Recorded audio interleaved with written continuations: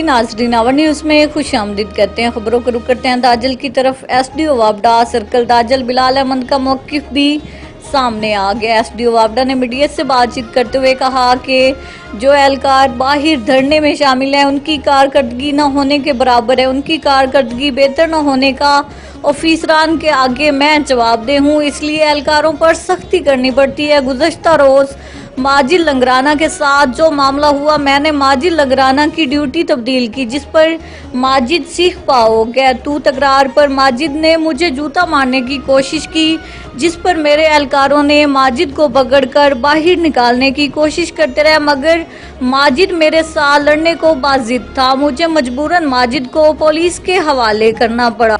बाकी काम ऑफिसरान का है, वो इंक्वायरी करके जो फैसला देंगे अमल दरामद करूंगा।